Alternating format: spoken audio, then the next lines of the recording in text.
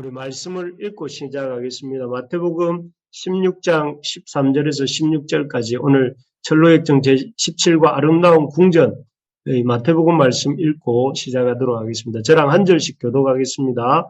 예수께서 빌립보 가이사랴 지방에 이르러 제자들에게 물어 이르시되 사람들이 인자를 누구라 하느냐? 이르되 더러는 세례 요한, 더러는 엘리야, 어떤 이는 예레미야나 선지자 중에 하나라 하나이다. 이르시되 너희는 나를 누구라 하느냐? 시몬 베드로가 대답하여 이르되 주는 그리스도시요 살아계신 하나님의 아들이시니이다. 예, 이 유명한 고백이죠. 베드로가 이렇게 예수님에 대해서 그리스도와 살아계신 하나님의 아들이라고 이렇게 고백하는 장면입니다.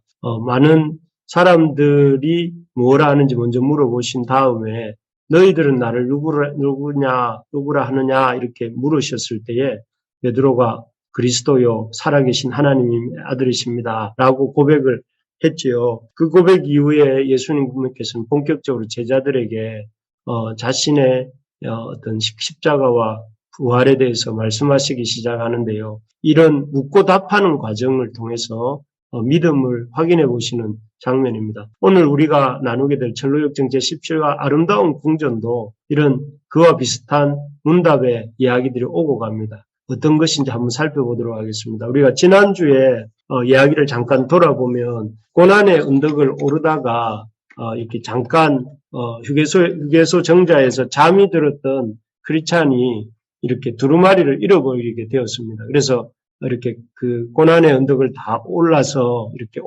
십자가의 그 언덕을 다 올라간 후에야 자기가 이렇게 말씀의 두루마리를 잃어버렸다는 사실을 기억하고 다시 이제 힘들게 찾아오죠. 찾은 이후에 이제 오늘 본문이 시작됩니다. 이 말씀의 두루마리를 찾은 크리스찬이 열심히 이제 길을 가다가 한 곳에서 이렇게 왕의 도로의 길가에 있는 이 도로가 보이죠. 이 도로의 길가에 있는 한 아름다운 궁전을 이렇게 만납니다. 이 궁전의 이름은 영어로 beautiful로 되어 있습니다. 그래서 말 그대로 아름다운 궁전입니다. 흑백이라서 그런 느낌은 덜 들지만 이 아름다운 궁전이었습니다. 그래서 크리스찬은 이곳에서 머물러 가고자 이렇게 마음을 먹게 되지요. 그래서 그런데 이 궁전에 머물고 싶으나 이 머물고 싶어하는 크리스찬에게는 몇 가지 장애가 있었습니다. 이 궁전에 머물고 싶은 크리스찬의 앞에 어떤 장애가 있었느냐면은 첫 번째는 사자 두 마리였습니다. 앞전에 말씀에서 그 의심과 걱정이 두 사람이 이렇게 언덕의 정상에서 이렇게 급히 도망쳐 내려갔던 이유 중에 하나가 그 사자 두 마리, 아주 이렇게 무섭게 울부짖는 사자 두 마리로 인해서 그들은 걸음을 이렇게 돌렸다고 이렇게 말을 했었죠. 그래서 이 크리스찬도 이렇게 그 아름다운 이 궁전 근처에 가니까 여기 보이는 것처럼 이 사자 두 마리가 이렇게 으르렁거리면서 이렇게 있습니다. 이 흰 이빨을 드러내면서 아주 이렇게 무서운 포효를 하면서 으르렁거리고 있는 이 사자들을 보는 순간에 크리스찬도 두려운 생각이 들었고 그냥 오던 길로 되돌아갈까 하는 마음이 생겼습니다. 그래서 이 아름다운 궁전에 머물고자 하지만 이 사자 두 마리를 보는 순간 크리스찬의 마음이 무거워졌습니다. 그리고 또 한 가지는 이 문지기와의 대화가 이 크리스찬으로 하여금 아름다운 궁전에 머무는 것을 어렵게 만들었습니다. 이 문지기는 여기 보이시는 것처럼 이 사람입니다. 이 사람은 문지기라고도 오늘 본문에 불리기도 하고 파수꾼이라고 이렇게 성경이 전로역정에서 표현하기도 하고 있는데 이 사람은 이렇게 이 크리스찬이 이 두 마리의 무서운 사자를 통과해서 이 문 앞에 도달했을 때에 이렇게 크리스찬에게 대해서 여러 가지 질문을 합니다. 어떻게 보면 이 힘든 이 사자들 사이의 길을 지나서 어렵게 아름다운 궁전 입구에 도착을 했으면 그 문지기가 그 크리스찬을 환영하고 그냥 이렇게 입장을 시켜도 될 것 같은데 문지기는 크리스찬을 문 앞에 세워두고는 어디서 왔느냐, 어디로 가느냐, 왜 이렇게 늦었느냐 하면서 여러 가지를 묻습니다. 이 과정에서 이 과정을 통과하면서 크리스찬은 이 궁전에 참 머무는데 또 다른 하나의 난관을 이렇게 만나게 되죠. 그리고 세 번째로 이렇게 이 크리스찬이 궁전에 머물고 싶었지만 그의 그 어떤 생각을 어렵게 만드는 것이 있었습니다. 그것은 그 문지기가 자신과의 대화를 잘 마무리한 크리스찬에게 한 처녀를 소개하는데 분별, discretion이라고 하는 한 여인을 소개해 줍니다. 이 여인과의 대화였습니다. 이 여인도 역시 이렇게 문지기처럼 이렇게 크리스찬에게 어디서 왔는지, 어디로 가는지, 어떻게 출발하게 되었는지, 오는 과정에서 어떤 일을 겪었는지, 또 그리고 크리스찬의 이름이 무엇인지, 이런 것들을 이렇게, 일일이 물어봅니다. 그리고 크리스찬이 그런 대답을, 이렇게 듣습니다. 여러 가지, 그래서 이런 세 가지 어려움들을 이렇게 하나씩 통과한 후에야 크리스찬은 이 아름다운 궁전이라고 불리는 이곳에 머물 수 있게 되는데요. 우리가 이걸 생각해 보면서 앞에서 이 아름다운 궁전을 누가 만들었냐 하고 문지기가 얘기하기를 이 아름다운 궁전을 만든 이는 순례자들의 휴식과 안전을 위해서 이 길에 왕의 도로의 주인이 만들었다라고 했습니다. 그렇다면은 이 순례자들의 휴식과 안전을 위해서 지은 집 안에 이 순례자였던 그 크리스찬을 그냥 이렇게 꼬치꼬치 묻지 않고도 받아들일 수 있지 않을까요? 그런데 왜 굳이 이렇게 그 지치고 힘들어하는 크리스찬을 이렇게 묻고 또 답을 듣고 하면서 지체시키고 있는 것일까요? 이렇게 묻고 답하는 과정을 통해서 이렇게 의도하는 것이 무엇일까? 그 이유들에 대해서 오늘 한번 생각해 보려고 합니다.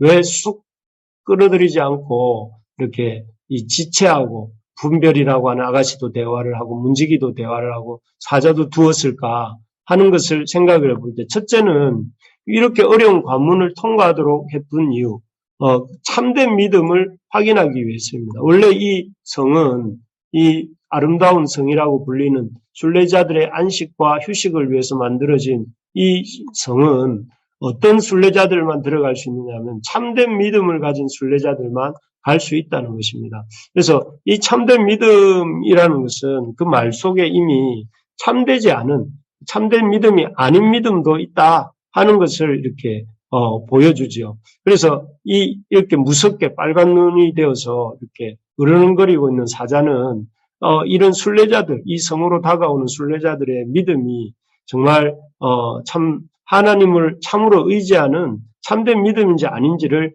확인하기 위해서 존재하는 존재들이었습니다. 사실 우리가 믿음이라고 부르는 것들에는 이렇게 믿음이 아닌 것들이 있습니다. 예를 들면은 어떤 게 있느냐면은 첫째는 지식적인 믿음입니다. 머리로만 아는 믿음인데요. 예를 들면 이런 것이죠. 우리는 흔히 이제 지식적으로 내가 아는 것을 믿는다고 이렇게 믿는 것이라고 생각하는 경향이 있습니다. 제가 만약에 우리 성도님들에게 당신은 이승만 대통령이 우리나라 초대 대통령이었다는 사실을 믿습니까? 이렇게 물었다고 칩시다. 그러면 아마 우리 성도님들은 저에게 저는 믿습니다라고 대답할 것입니다. 여기서 믿는다는 것은 무슨 뜻입니까? 안다는 것이죠. 이런 믿음을 지식적인 믿음이라는 것입니다. 머리로 아는 것을 우리는 믿는다라고 표현을 하는데 이런 믿음은 참된 믿음이 아닙니다. 그래서 믿음일 수가 없죠. 그래서 그런 믿음으로는 이 궁전에 들어갈 수 없다는 것이죠. 그리고 또 진정한 믿음이 아닌 것은 일시적인 믿음입니다. 이 contemporary belief라고 하는데 이것은 이렇게 믿음인 것처럼 보이지만 뿌리가 없어서 여러 가지 이런 이 어려움이나 또 세상의 즐거움이나 또는 세상의 염려나 근심이 생겨날 때 사라지고 마는 그런 믿음을 일시적인 믿음이라고 해요. 예를 들면 여기 예수님께서 말씀하신 누가복음 8장에서 말씀하신 네 가지 마음밭 중에 이 두 번째, 세 번째 마음밭이 그렇습니다. 이게 돌짝밭이죠. 돌짝밭에 농부가 씨를 뿌립니다. 그렇지만 이 돌짝밭에 얇게 흙이 있기 때문에 잠깐 이렇게 그 뿌리를 내리고 싹이 나는 것 같지만 해가 돋아서 빛 반짝 이렇게 뜨거운 광선이 비치기 시작하면 그 돌짝밭에 이 뿌리가 얇았던 씨들은 말라 죽어버리고 없어져 버립니다.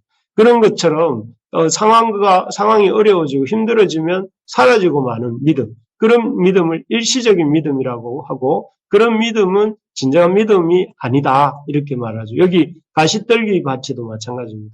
가시떨기 밭에 이렇게 씨가 떨어지셔서 어느 정도 자라지만 조금 자란 후에는 이런 가시떨기들, 세상의 일락이나 세상의 즐거움이나 세상의 어려움들이 이렇게 생겨날 때는 그 믿음이 사라져버리는 그런 믿음. 이런 믿음으로는 이렇게 아름다운 궁전에 들어갈 수 없다 하는 것입니다. 그래서 크리스찬 앞에 이 이빨을 드러내고 으르렁거리는 이 사자, 두 마리의 사자, 다른 책에 나오는데 이 두 마리의 사자는 이 크리스찬이 지금 아름다운 궁전에 들어오기를 원하고 있는 이 크리스찬이 갖고 있는 믿음이 참으로 이런 그런 진실한 믿음인지 아닌지를 점검하기 위해서 정말 그런 지식적인 믿음이나 또는 일시적인 믿음을 가진 사람이라면 앞에서 나왔던 겁쟁이나 의심처럼 그 믿음이 없어서 등을 돌리고 도망쳐 갈 것을 이렇게 알기 때문에 그런 믿음의 진실성 여부를 연단하기 위해서 이렇게 사자들이 묶여져 있었다는 것이죠. 사실은 이런 크리스찬이 이런 두 사자의 길을 통과해 나갈 때만이 이렇게 진정한 믿음이 있을 때만이 이 사자들이 으르렁거리는 그 길로 통과해 갈 수 있었던 것이죠. 사실 우리가 신앙생활을 하기 위해서 또 교회 생활을 하기 위해서는 이런 우리에게 우리의 믿음을 흔들어 놓고 두려움을 심어주는 이런 사자와 같은 묶여있는 사자와 같은 것들을 이렇게 이겨내야 합니다. 사자들은 여기 보면 아주 묶여 있어요. 굳은 철사 같은 걸로 여기에 이렇게 묶여 있습니다. 묶여 있으면서도 이렇게 어떻게 얼핏 보면 묶여져 있지 않는 것처럼 이렇게 이 크리스찬을 잡아 먹어버릴 것처럼 으르렁거립니다. 그래서 우리가 그 위세에 눌려가지고 사자의 그 포효와 그 울부짖음에 놀라서 이렇게 가던 길을 멈추고 죽을 것 같은 두려움을 가지고 뒤로 물러서게 만들어서 교회 생활도 못하게 만들고 신앙생활도 못하게 만든다는 것입니다. 그러나 이렇게 파수꾼이 알려준 것처럼 이 사자들은 비록 겁을 주고 엄청난 위력을 갖고 있는 것처럼 행세하고 있지만 사실은 이렇게 굵은 철사에 의해서 이 나무에 또 돌에 묶여져 있습니다.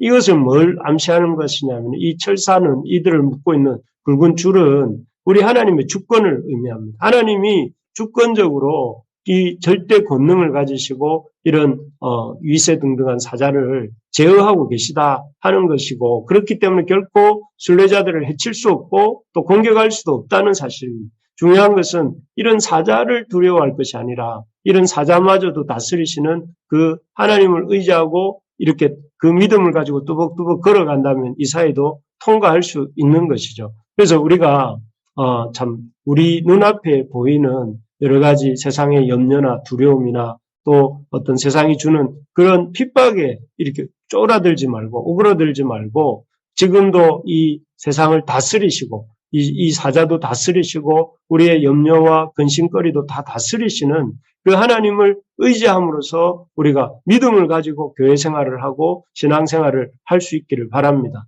그럴 때 그렇게 하기 위해서 제일 중요한 게 뭐냐면은 이런 것입니다. 이 앞에 그림에 보시면 이 바수꾼의 어떤 그 말을 잘 들어야 됩니다. 바수꾼이 크리스찬이 막 두려워서 쫄아들어서 뒤로 물러가려고 하니까 말을 하죠.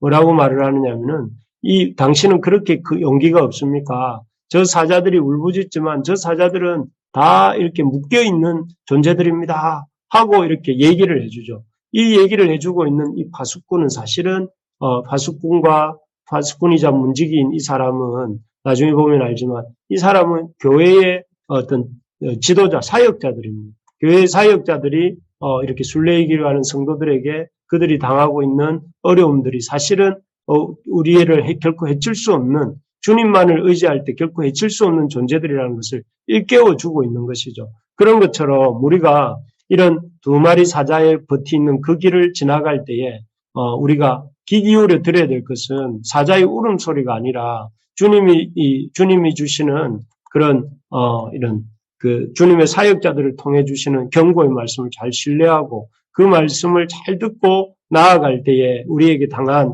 이런 어려움들 잘 극복할 수 있다 하는 것입니다.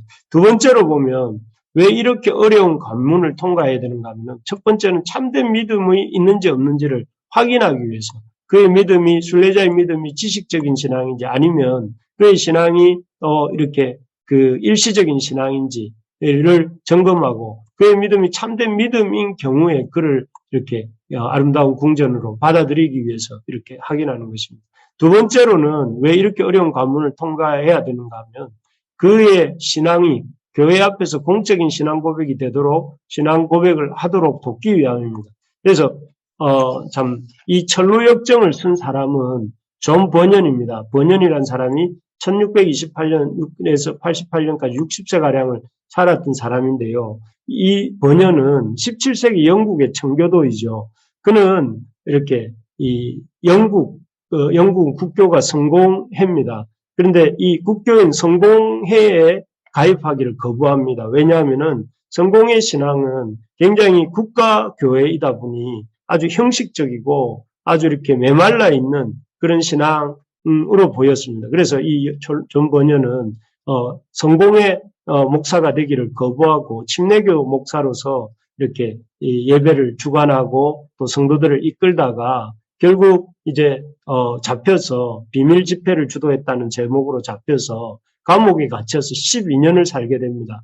그 12년을 살면서 쓴 책이 이 철로역정이죠. 그런데 이 철로역정을 썼던 이런 번영 같은 많은 그 비국교도 사람들을 청교도라 걷는데 이 청교도였던 이렇게 그 존 번연과 같은 사람들이 중요하게 여겼던 게 무엇이냐면은 여기 보시면 나오지만 visible saints라고 되어 있습니다. 눈에 보이는 성도의 삶 이런 뜻인데 보이는 성도들 이런 거예요. 그 다르게 말하면 성도들의 신앙에 있어서 가장 중요한 것이 어떤 형식적인 국교도들처럼 이렇게 몸만 교회를 왔다 갔다 하는 그런 형식적인 신앙이 아니라 마음에서 우러나오고 또 행동으로 표현되는 신앙의 열매를 굉장히 중요하게 여겼던 사람입니다. 그래서 그런 어떤 사람이 하나님을 믿고 예수님을 믿는다고 할 때 그런 믿는다는 고백만큼 중요한 고백뿐만 아니라 또 중요한 게 뭐냐면은 구체적인 삶의 믿음의 삶과 행동이 있어야 된다 하는 것이죠. 그래서 만약에 믿음의 삶과 행동이 따르지 않는 이런 믿음의 고백은 헛되다. 이렇게 그 사람은 이 삶이 없는 이 성도는 참된 성도가 아니다라고까지 생각을 했던 사람들이 청교도들입니다. 그러다 보니 이 본문에 이 철로역정이 본연이 기록한 이 철로역정에 나오는 그 크리스찬의 이 아름다운 성이라고 표현되고 있는 그 이렇게 교회의 일원이 되기 전에 문지기도 그렇고 분별이라고나 아가씨도 그렇고 계속해서 묻는 거예요. 너 어떻게 어디서 왔느냐, 어디로 가느냐, 또 어떤 일이 있었느냐, 또 그리고 궁극적으로 이렇게 경험한 것은 무엇이냐, 그리고 이름이 무엇이냐 이런 것들을 이렇게 분별과 문지기가 그 크리스찬에게 묻고 있는 것이죠. 그래서 이런 물음을 통해서 그의 어떤 크리스찬의 진정한 믿음이 있는지 없는지를 점검하는 것인데요. 이 크리스찬에게 묻는 것이 네 가지입니다. 첫 번째는 무엇이냐면은 어디서 왔는가 하는 것이에요. 여기 보면 여기 이 분별이라는 아가씨가 이렇게 아름다운 성에서 나온 그 아가씨죠. 그 문지기가 불러내어서 나온 존재인데 이 그녀가 이렇게 묻는 첫 번째가 무엇이냐면은 이렇게 되어 있습니다. 어디에서 왔으며 또 어디로 가느냐고 이렇게 물었다고 되어 있습니다. 그 다음에 또 어떻게 이 길에 들어서게 되었으며 오는 길에서 무엇을 보았고 누구를 만났느냐. 이 첫 번째, 두 번째, 그리고 세 번째, 네 번째 질문, 그리고 마지막에는 이제 그의 이름을 불렀대요. 5가지 질문을 한 것이죠. 참 이렇게 어떻게 보면 문지기도 그랬지만 이 분별이라는 아가씨도 이렇게 아주 아름다운 성 안에서 나온 이 아가씨도 꼬치꼬치 묻습니다. 첫 번째, 어디서 왔는가? 왜 이 질문을 하고 있는 걸까요? 어디서 왔는가? 이 말은 그 말에 대해서 크리스찬은 아마 저는 이 장망성, 그러니까 장차 망할 멸망의 도시로부터 왔습니다. 라고 고백하는 거, 이렇게 대답을 하는데, 어디서 왔는가? 이 질문이 왜 중요하냐면은, 내가 누구인가? 내가 누구였던가 하는 걸 기억하게 하는 것이에요. 원래 크리스찬은 이렇게 지금은 이름이 크리스찬이라고 불리고 있지만 실제로 크리스찬은 멸망의 도시에 거하다가 그 죄로 인해서 죽고 또 영원한 심판을 받을 수밖에 없는 그런 죄인이었죠. 그래서 그 죄인이라는 사실을 이렇게 기억하는 것이 너무나 중요하기 때문에 이렇게 어디서 왔는가를 묻는 것입니다. 그래서 우리가 지금은 이렇게 주의 은혜로 하나님의 자녀가 되고 또 하나님 나라의 백성으로 살고 있지만 그러다 보니까 마치 우리가 이렇게 아주 날 때부터 크리스찬이었던 것처럼 그래서 당연히 나는 크리스찬으로서 구원받는다고 착각할 때가 많지만 우리가 항상 잊지 말아야 될 것이 무엇입니까? 우리는 하나님의 은혜가 없었으면 이 멸망의 도성에서 살다가 우리의 죄로 인해서 그 주님 앞에서 영원히 이렇게 참 심판을 받고 하나님의 심판을 받고 멸망할 수밖에 없는 그런 운명이었던 존재가 우리입니다. 그런데 그런 죄인이었던 우리를 이렇게 우리였음을 기억할 때에 주님이 베풀어 주시는 은혜가 되는 것이죠. 그래서 우리가 참 이 교회를 다니다 보면 이렇게 신앙생활을 하다 보면 마치 우리는 이렇게 옛날부터 크리스찬이었던 것 같고 날 때부터 크리스찬이었던 것 같고 또 구원은 당연한 것처럼 생각을 하는데 결코 그렇지 않고 우리는 원래 죄인이었고 우리는 죄로 인해서 멸망할 수밖에 없는 그런 존재였다는 사실, 그런 우리였다는 사실을 기억하는 것만으로도 우리가 겸손해질 수밖에 없죠. 우리가 참 그런 존재였구나 하는 것입니다. 그리고 두 번째로 이 분별이라는 이 아가씨가 이렇게 크리스찬에게 묻는 게 어디로 가는가 하는 것입니다. 여기에 대해서 크리스찬은 이렇게 자기가 순례의 길, 천성을 향해 간다고 이렇게 대답을 하는데요. 참 이 질문의 목적은 이 질문이 의도하는 것은 그 순례 여정의 궁극적인 어떤 목적지가 어디인지를 알고 있는가 하는 것이죠. 그래서 크리스찬이 만약에 이 말에 정확하게 대답을 하지 못했다면 뭐 천국을 간다든지 또는 그런 말을 하지 못한다면 그는 구원에 대해서 바른 지식이 없다 하는 것을 드러내는 드러내는 것이 됩니다. 그래서 그는 결국 구원받은 백성으로서 하나님의 백성으로서 합당하지 않다 하는 것이 드러나게 되게 되었을 것입니다. 그러나 크리스찬은 앞에 이렇게 문지기에게도 대답했고 지금 분별에게도 대답하지만 그것은 자기가 천성을 향해 가고 있고 그 하나님 나라의 백성으로 하나님이 향해 가고 있다고 이렇게 말을 하게 됩니다. 그래서 참 이 두 번째 질문은 어디로 가는가에 대해서 질문합니다. 그래서 생각하게 만드는 것이 지금 너희 가는 길이 궁극적으로 어디를 향해 있는가를 이렇게 묻고 있는 것이죠. 그리고 세 번째로 질문한 것이 어떻게 순례의 길에 들어서게 되었는가 하는 것입니다. 그래서 이 크리스찬으로 하여금 어떻게 순례의 길에 무엇이 이 크리스찬이 순례의 길을 가도록 만들었는지라는 것을 묻습니다. 이 물음은 다른 말로 하면 그가 자신의 의지로 이렇게 이 멸망의 도시를 빠져나와서 순례의 길을 들어서게 된 것 같지만 사실은 이렇게 그가 순례의 길을 들어서게 되고 또 참 이 순례의 길을 갈 수 있게 된 것은 그의 속에 역사였던 크리스찬의 속에 역사였던 말씀의 역사, 성령을 통한 말씀을 통한 성령의 역사와 또 그런 중생케 하시는 성령의 역사 그리고 십자가의 은혜, 십자가 보혈의 은혜로 말미암아 순례의 길에 들어서게 됐다는 것을 입으로 시인하도록 묻고 있는 것입니다. 그래서 이 크리스찬이 분별과 또 문지기의 질문에 대해서 그렇게 대답을 하죠. 자기가 이렇게 이 길을 떠나게 된 것은 바로 그리스도의 은혜로 말미암아 이 길을 떠나게 되었다는 것을 고백을 합니다. 정말 그렇습니다. 이것은 우리가 구원받고 은혜 받은 것이 나의 어떤 깨달음이나 나의 잘남이 아니라 성령의 역사 또 그리고 주님의 은혜로 말미암은 것이다 하는 걸 고백하게 만드는 것이죠. 우리 마찬가지로 우리 부르심의 가족들이 지금 이 믿음의 여정, 순례의 여정을 가고 있을 수 있게 된 것이 어떻게 이렇게 된 것입니까? 그냥 사람들이 가니까 나도 우르르 따라가고 있습니까? 아니면 교회당에 다니는 것이 좋기 때문에 그냥 우리가 여기에 신앙생활을 하고 있는 것입니까?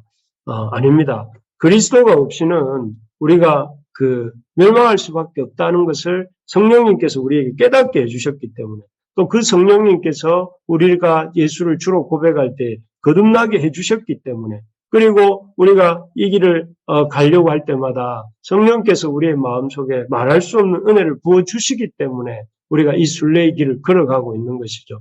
그래서 우리가 그저 습관을 쫓아서 그냥 우리 가문이 원래 예수를 믿으니까 아니면 내가 그동안 예수님을 믿어왔으니까 내가 이 길을 가는 것이 아니라 이런 성령의 역사와 중생케 하시는 성령의 역사와 끊임없이 우리에게 부어주시는 말씀의 은혜 덕분에 우리가 이 길을 가고 있다 하는 것이죠. 그래서 이 고백이 있을 때에 우리가 정확하게 우리의 믿음 생활에 믿음 생활이 이렇게 바른 믿음으로 가고 있다는 것을 고백하는 것이죠.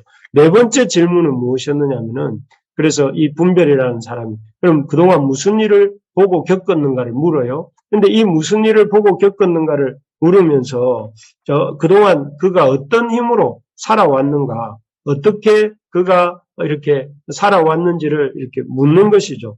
그래서 크리스찬이 순례자로서 오면서 자기 힘이 아닌 살아계신 하나님의 도우심을 얼마나 체험하고 이렇게 의지하고 체험하고 그러면서 그리스도와 교제를 이루면서 왔는지를 묻는 것이죠.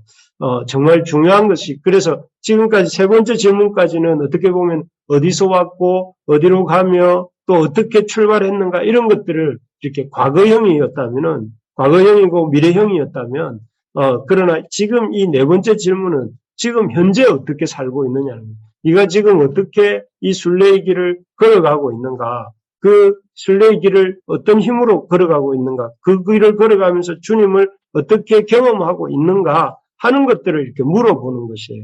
그래서 어떻게 보면 지금 현재의 신앙이 어떤가를 물어보는 것이죠.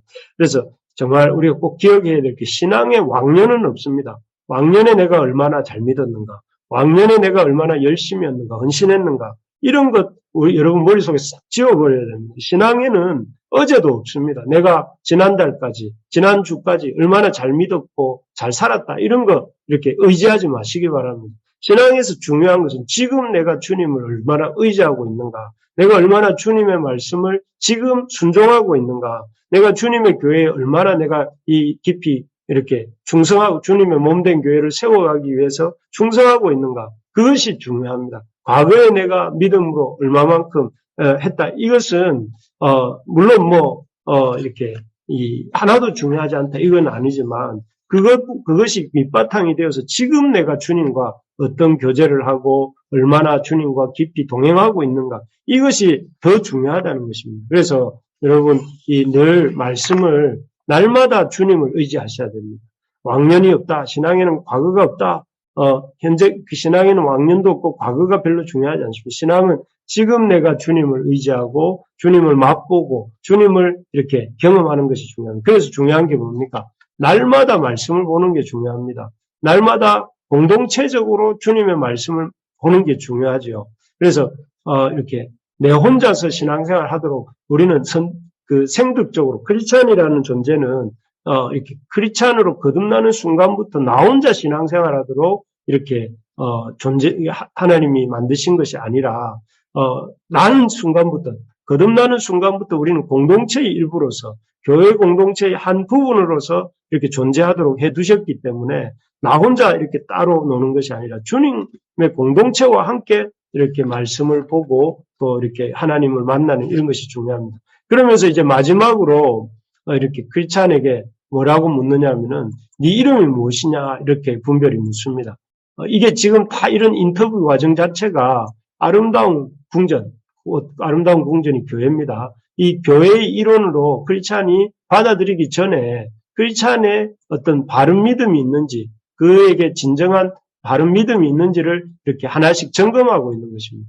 그가 과거의 자기를 어떤 존재로 알고 있는지 자기가 어떤 존재, 죄인인지를 알고 있는지 없는지 또 그리고 그가 참으로 어떤 구원에 대한 바른 지식을 갖고 있는지 이 구원의 이 땅에서 잘 먹고 잘 사는 게 아니라 하나님 나라의 백성으로 이렇게 소망을 두고 살아가고 있는지 그리고 순례의 길에 참 주님의 은혜로 말미암아 순례의 길을 가고 있는지 그리고 지금 현재적인 신앙을 갖고 있는지 이런 것들을 하나씩 점검하고 마지막에 이제 보통 우리 한국 사람은 그러잖아요. 처음 만나자마자 이름이 뭔지, 나이가 뭔지 이런 건 묻지만 이 분별이라고 하는 아름다운 궁전의 사람은 이름은 제일 마지막에 물어보고 어디서 왔는지 어디로 가는지 어떻게 순례길을 걷게 됐는지를 물으면서 마지막에 이렇게 너 이름이 무엇인가 할 때 크리스찬의 대답도 아주 인상적입니다. 뭐라고 했느냐면 크리스찬은 자기의 어떤 가문에 대해서 얘기하죠. 나는 누구누구 가문 출신 누구입니다. 이렇게 말하지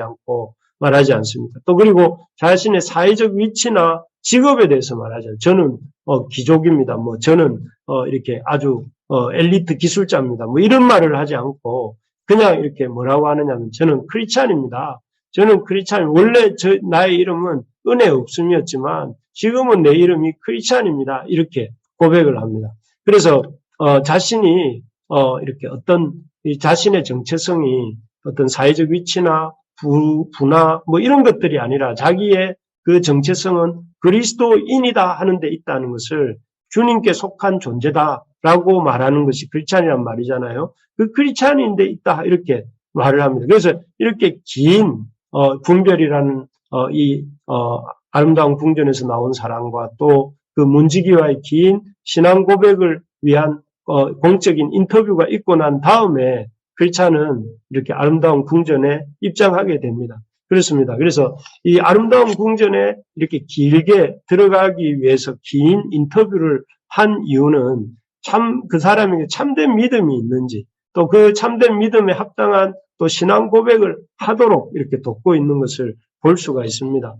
우리가 교회가 한 사람을 이렇게 우리의 같은 믿음의 동지로 이렇게 받아들일 때, 회원으로 받아들일 때 우리가 그에게서 확인해야 될 것은 그의 어떤 과거 경력이나 그의 현재 어떤 사회적 위치나 소유나 그런 것들이 아니라 그 사람이 진실한 믿음을 갖고 있는지를 점검해야 됩니다. 그래서 그냥 막 온다고 해서 숫자가 늘어난다고 해서 다 받는 것이 아니라 한 사람 한 사람의 진정한 순례자로서의 참된 믿음을 갖고 있는지 그리고 주를 향한 분명한 고백이 있는지 그리고 그 고백에 합당한 삶의 열매가 있는지 이런 것들을 돌아보면서 이렇게 그를 회원으로 받아들이고 세워야 된다 하는 것을 보게 됩니다. 그래서 우리 교회도 이제 앞으로 이렇게 우리 사람들을 세워갈 때에 참 이런 이렇게 어떤 과정들 사람을 볼 때 외모를 보는 것이 아니라 그 사람에게 진실한 믿음이 있는지 없는지를 잘 보고 세워나가기를 원합니다. 그래서